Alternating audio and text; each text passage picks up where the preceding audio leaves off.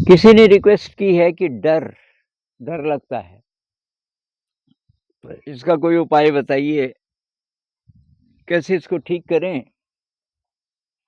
और लोगों से डर लगता है, कोई डिसीज़न लेने से डर लगता है, पढ़ाई से डर लगता है।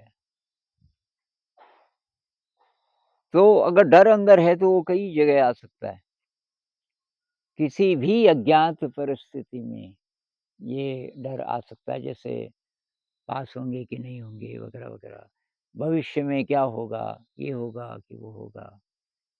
अ, तो डर तो बायोलॉजिकल है एक तो, इसकी ज़रूरत रही होगी।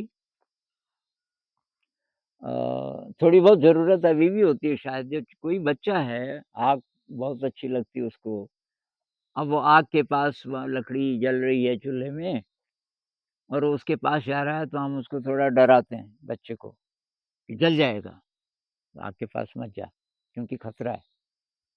अ, तो ऐसे खतरे बहुत सारे प्रकार के रहे होंगे। हम तो जंगलों में रहते थे पहले। अगर इंसान जानवर से आया, तो खतरे तो थे बहुत सारे। कुछ लोग कह रहे हैं कि ऐसे-ऐसे स्कल्स मिले हैं, खोपड़ियाँ मिली हैं जिसमें कि शेर के पंजे का निशान था। मतलब कोई ऐसा भी ज़माना था जब इंसान को ये शेर खा जाते होंगे। शेरों की संख्या बहुत ज़्यादा होगी और इंसान बचा नहीं पाता था अपने को। फिर धीरे-धीरे इंसान ने अपने को बचाना सीखा।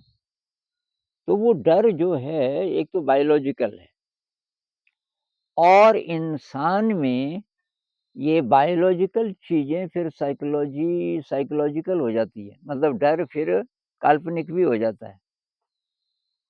जैसे लोगों का डर, अब लोगों से डर क्यों लगता है? ऐसा लगता है कि ये लोग मुझे देख रहे हैं, मेरी सारी कमियाँ देख रहे हैं।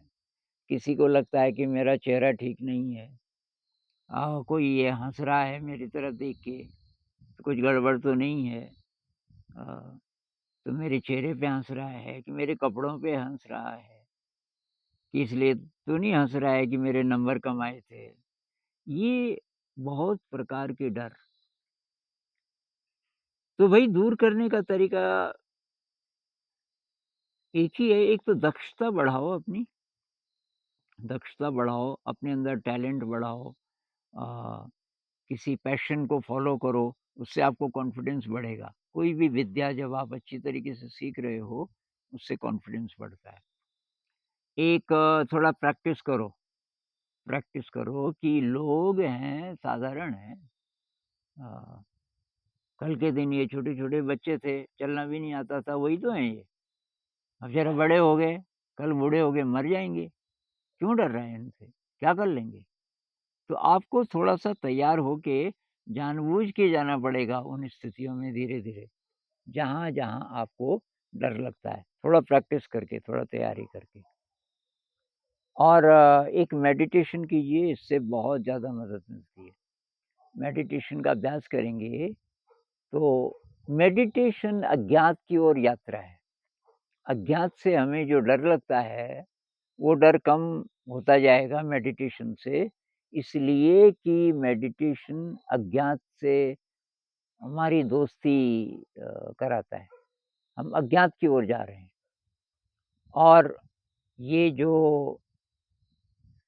कॉन्शियस माइंड में डर रहता है कि भई लोग देख रहे होंगे वगैरह-वगैरह, तो लोग तो शरीर को देख सकते हैं ना। मेडिटेशन में हम शरीर के पार चले जाते हैं। मेडिटेशन में हम समाज के पार चले जाते हैं। वहाँ ना समाज है, ना आपका शरीर है, कोई तुलना नहीं है, कोई कंपैरिज़न नहीं है, कोई आप पे हँस ही नहीं सकता। कोई वहाँ आपको देख ही नहीं सकता जहाँ आप पहुँचते हो।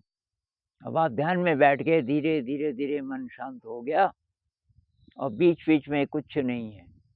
बीच-बीच में आप ऐसी जगह पहुँच गए कि वो समय और स्थान के पार, कुछ-कुछ पलों के लिए ही सही, तो वहाँ से वो शक्ति मिलती है और वहाँ से अज्ञात के साथ थोड़ा दोस्ती होती है और थोड़ा-थोड़ा टेस्ट लगने लगता है कि यार मेरे अंदर अनंत शक्ति है और इसलिए मुझे घबराने की कोई ज़रूरत नहीं है और इसलिए मुझे किसी के अप्रूवल की ज़रूरत नहीं है, दुनिया कुछ भी कहे।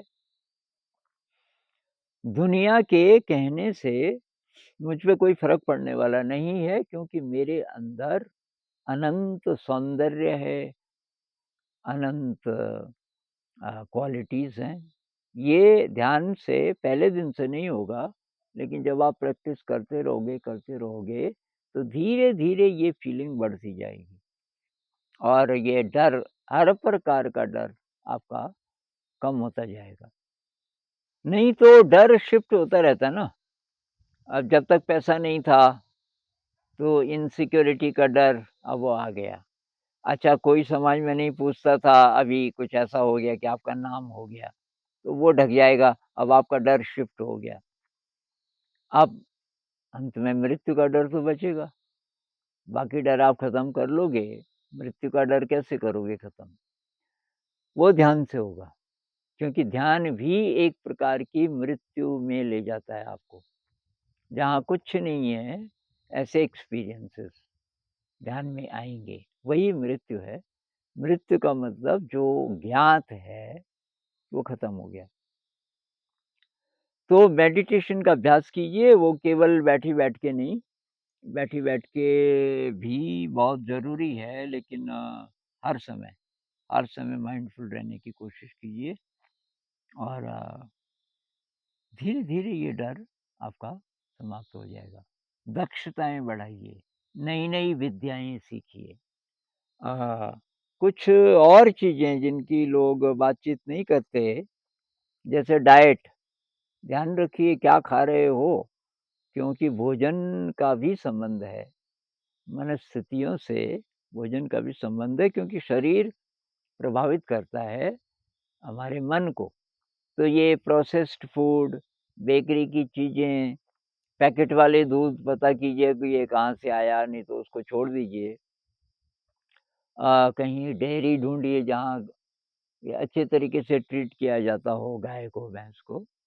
दूध ही पीना है तो वहाँ से लीजिए। अंकुरित चीज़ें खाइए, ये तो हुआ खाना-पीना। एक्सरसाइज़, एक्सरसाइज़ कीजिए, खूब एक्सरसाइज़ कीजिए, ब्रह्मचर्य का पालन कीजिए और क्रिएटिविटी, जो भी समय मिले ये स्मार्टफ़ोन का टाइम बहुत कम कर दीजिए, इसकी जगह क्रिएटिविटी, कोई म्यूज़िकल इंस्ट्रूमेंट सीख लीजिए, कोई हारमोनियम पे सरगम कर लीजिए, वायलिन सीख लीजिए, इंस्ट्रूमेंटल क्लासिकल म्यूज़िक इसको सुनिए और इसपे बॉडी मूवमेंट्स भी कर सकते हैं। थोड़ा fast instrumental classical music fast वाला वो लगा दीजिए, उसपे आप डांस कर सकते हैं, बॉडी मूवमेंट्स कर सकते हैं, विगरस एक्सरसाइज़ कर सकते हैं। पर ऐसा म्यूज़िक जिसमें कि आपका मन डूब जाए, बहुत अच्छा जो म्यूज़िक लगे तो थोड़ा एक्सप्लोर कीजिए क्या अच्छा लगता है।